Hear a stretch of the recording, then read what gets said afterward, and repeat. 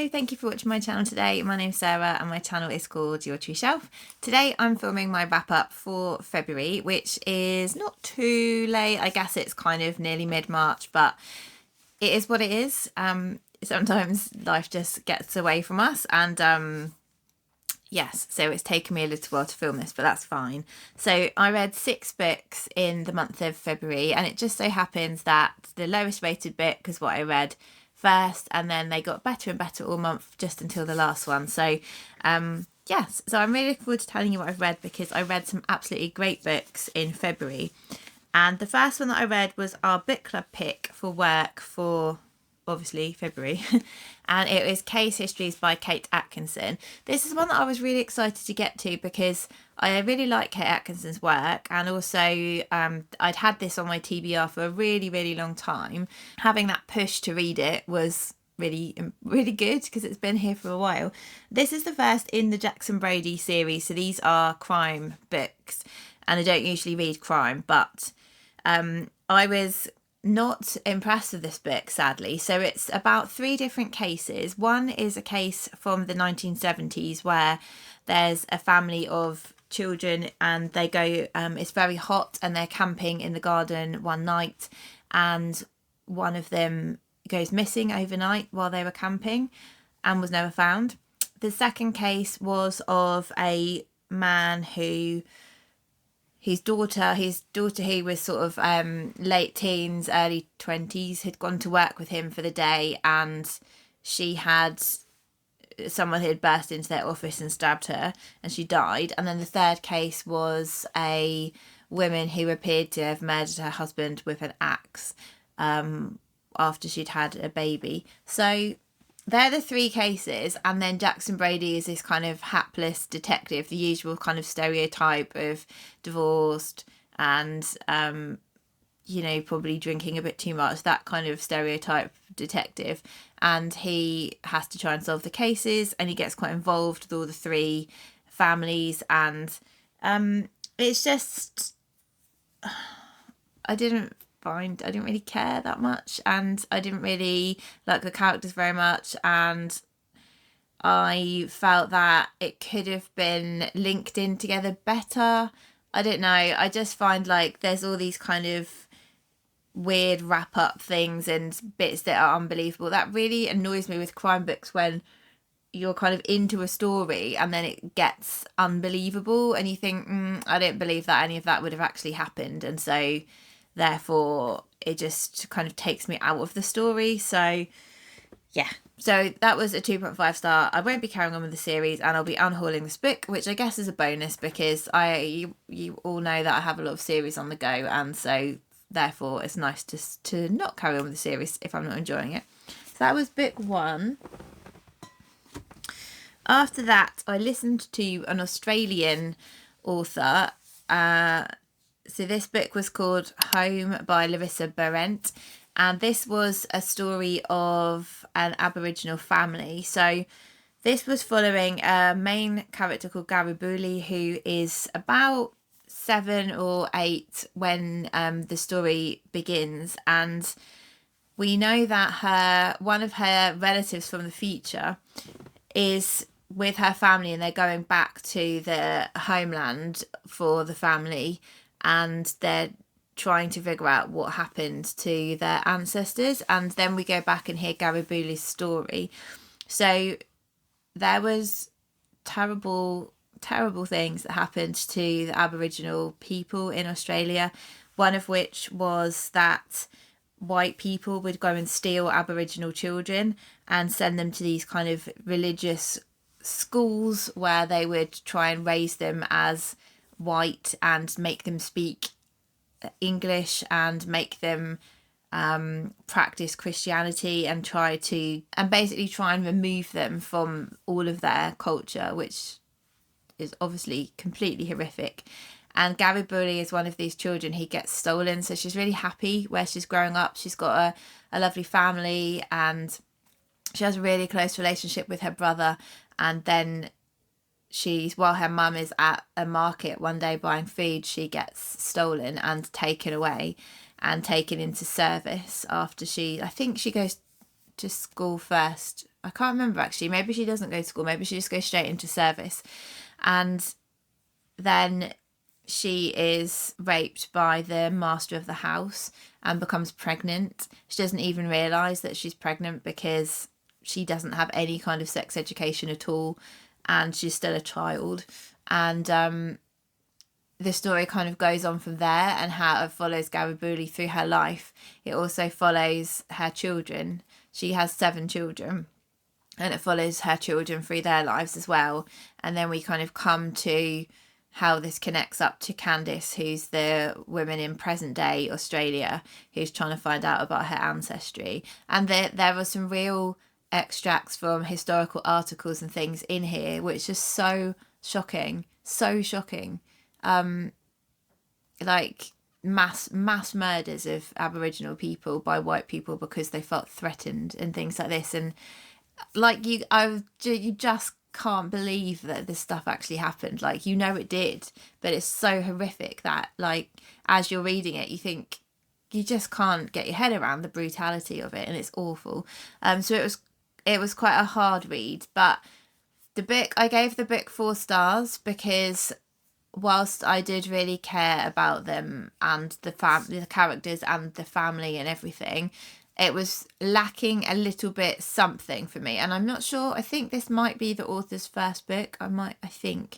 She's definitely written other books since, which it would be good to read, because I just feel like that as a writer, maybe she'll have developed her craft a little bit more.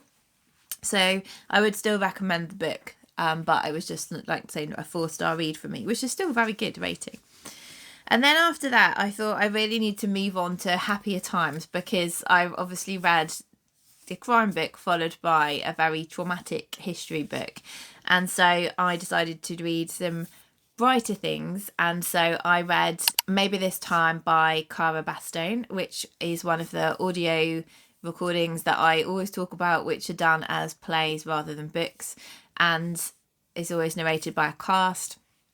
This was really, really good. So this followed, our main character is June, and June is living a kind of a little bit like an elephant life. Like, she likes wearing the same clothes, and she like has a set routine, and she's very shy, and she just kind of keeps herself to herself.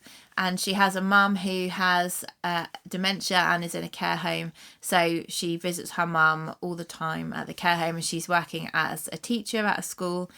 And then there's this kind of storm type thing which happens in New York, and she falls through this wormhole and ends up 75 years in the future. And she's been there for like 4 years or something, when one day her mobile phone starts working and she can call on it.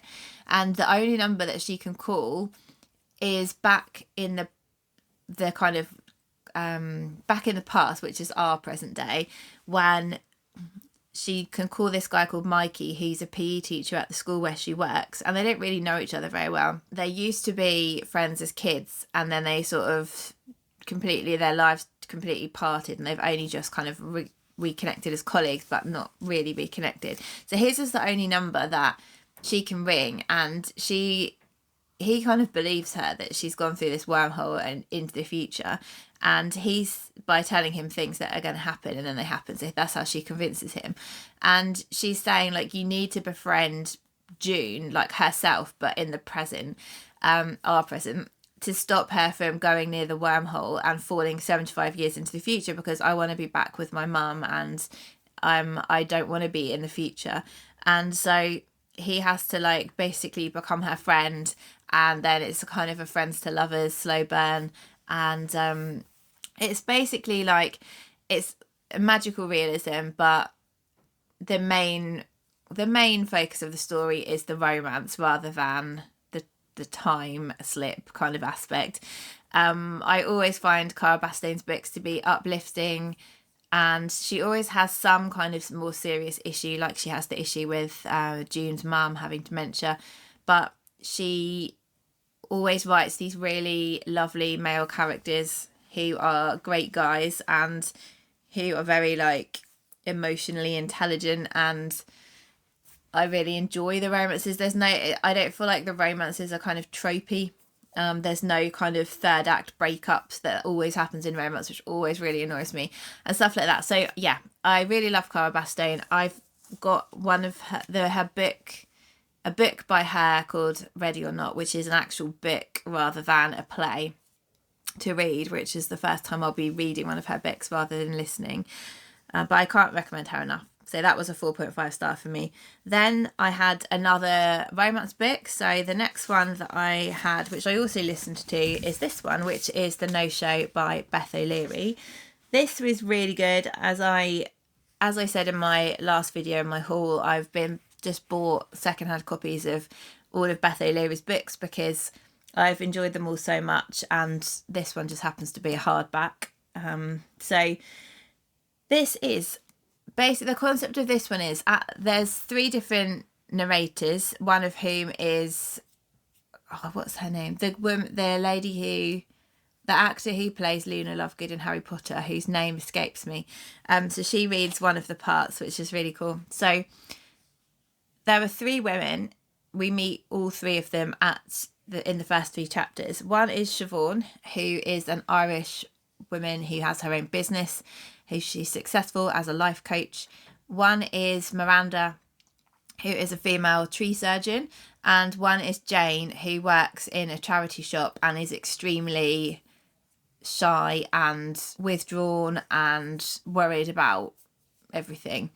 And all of them are having a date on Valentine's Day with this man called Joseph Carter, and all of them get stood up. And so we then hear all of their stories as he then comes to them all one at a time and says, I'm so sorry, this is what happened, this is why I couldn't come. And they forgive him.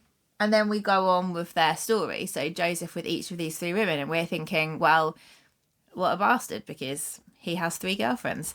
And then there's more to it than that. I'm not going to say anything because I don't want to have any spoilers, because I think it works out, like it kind of unfolds really nicely. But that's the concept of the story. And yeah, it's almost like reading 3 separate romances, because you forget, like, sometimes that Joseph is the same person in all 3 romances.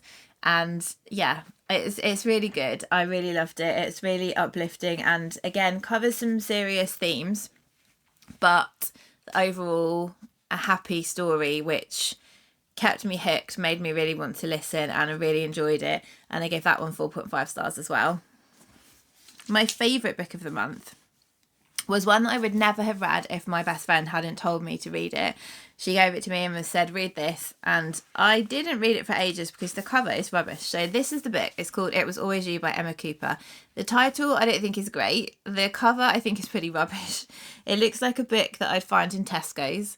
And I would never have picked this up in a million years had she not said to me, read this book. So I put it on my TBR spin pile, and then it came up as my book for February. And I'm so glad it did, because I adored this book and I still keep thinking about it. So this is another book which kind of plays with time, and I didn't mean to read. I read also a time travel book at the beginning of March, and I didn't mean to read 3 time travel books. It just kind of happened. This isn't really time travel, so I'll tell you the premise. So there's a couple called Ella and Will who meet when Ella is 16 or so, and they've gone to a fair with a group of friends, and they've been drinking, and Ella really likes Will, but she sees Will kiss another girl. She then wanders off into like the woods, and she is really drunk, and she sees this woman who looks kind of like a bit of a ghost who's trying to communicate with her. She's wearing this specific outfit, and she's trying to communicate with Ella, and Ella's like, I don't really understand what's happening. And then she kind of just passes out, and her friends were all like, well, that clearly didn't happen, you'd just been drinking. Then, but she always kind of remembers that. Then the next day she does actually get together with Will, and this is the start of their romance. So then we cut to Ella in present day. So that was in the 90s. Then we're like now. So the timeline is then and now. In the now part, Ella and Will's children have left home. The youngest has just gone off to university, and Will says that, I think we should get a divorce. And that just completely blindsides Ella, because they've been together since they were 16. She didn't see it coming. She thought they were happy. She doesn't understand what's going on. And she has a best friend called Cole, and Cole is one of my favourite characters ever. I love Cole so much. And he's been best friends with Ella since she was 16. He was also friends with Will as well, but they kind of drifted apart. And she sort of really leans on Cole through this whole experience of her husband saying, I want a divorce. And she thinks one day, like just after Will's left, she gets dressed in this outfit and sees herself in the mirror and realises that it's the outfit that the woman was wearing who tried to communicate with her on the night in the 90s when she was drunk. And she realises that was a future version of herself. And so she thinks that if she can get back to the same day and time as when she saw herself, she could work out what she was trying to tell her younger self. So there's this like then and now. So the chapters, like first you're following Will and Ella in the 90s, and then you're following Will and Ella in the present day, and it's kind of all leading towards this night and what happens. And it's just like the relationships are really, really great. I loved the stories that were unfolding, and I loved hearing about all the characters. I loved following their love story from when they were teenagers, trying to work out like what on earth has happened for him to say that he wants a divorce. And also, like I said, Cole, who's her best friend, he's just the loveliest guy. He has an alcohol addiction, which he's trying to work through, and that's a big part of the story as well. But yeah, I loved this book. So if it sounds like something that you might like, don't let the crappy title and cover put you off. I definitely want to read more by Emma Cooper. And the like little tagline is, would she choose a different life if she could do it again? So yeah, loved it. And then the final book I read was the next month's book club, so the March's book club book, which I finished in February, which was Losing Eden by Lucy Jones. So Lucy Jones wrote Matrescence, which I really, really loved and was one of my best books of the year last year, I think it was. And that was a non-fiction memoir / science book about becoming a mum. And this book is about nature and losing nature. So I had high hopes. So she wrote Losing Eden before she wrote Matrescence. I had really high expectations because I loved Matrescence so much. And sadly, I really didn't like this book. This was a thin book. It's only about 200-ish pages, which is kind of a relief. It has lots of messages which make complete sense about why nature's so important, all the benefits it has for our physical and mental health, why it's so important to preserve it, and where it's all going horribly wrong. So that's the sort of premise which we all would agree that sounds important. But I've read other books on this subject which are done in a more cohesive way. So this felt a bit like we were jumping around too much. We were a little bit here, a little bit there, trying to put all these threads in. It was like she'd researched all this stuff and she wanted to tell us everything, but in a really short form book. And so we were jumping around too much, and like my colleagues who were at book club felt it read more like a thesis than a book. And there was the start of it was good. It started with us talking about how her daughter was putting her hands in the soil and what benefits there are from putting your hands in the soil, and he kind of was hooked in to start off with, and then it just sort of goes off into this study shows this and this study shows that, and in this place of the world they're doing this, and this place of the world they're doing that, and this is really good, but this is really bad because this is happening. And it was just kind of a bit too jumbled up. And whilst the underlying messages were good, I didn't think the execution was great. And Matrescence was a world apart from this book. That was an amazing book. So I can't really say that I recommend this. I gave it 2.5 stars. I think if you want to read something like that, then The Nature Fix for me was a better book, or something like Wilding by Isabella Tree.